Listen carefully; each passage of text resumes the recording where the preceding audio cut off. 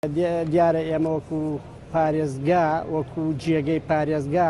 هیچ بنەمایەکمان نەبوو، هیچ شتێکمان نەبوو لە فترەیەکی کەمە هەوڵمان نا بەبێ بودجێ حکومەت بەبێ ئەوە حکومەت هاوکاریمان کە بە خەڵقی هەڵەبجە و بە خێرخوازی هەڵەبجە و بەو کەسە دڵسۆزانەی کە خەڵقی هەڵەبجەن و بە پشتی معنەوی ڕێکخراوەکانی کۆمەڵگەی مەدەنی ئەو ڕێکخراوانەی کە لێرەن توانیمان بە عەزمێکەوە بتوانین پارێزگاکە بینای بۆ پیا بکەین هی خەڵکێکی خۆبەخش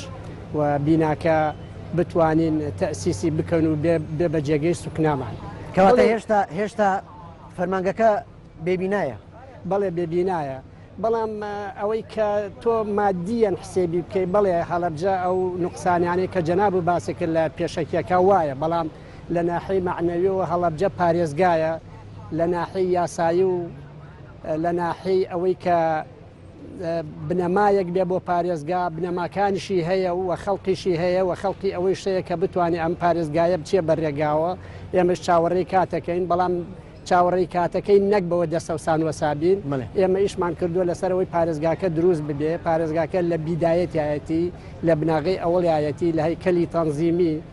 بەڵام بەڕاستی ئەوی ڕاستی بێ برادەران و بە هەموو عالم گوێی لێ بێ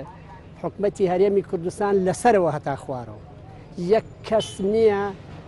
پاش ئێمە ئەو هەموو هاتوچۆ ئەو هەموو سەردانە ئەو هەموو کتابەی کە کردومانە کەسێک نییە بێ بەدەمانوە چ لە بودجە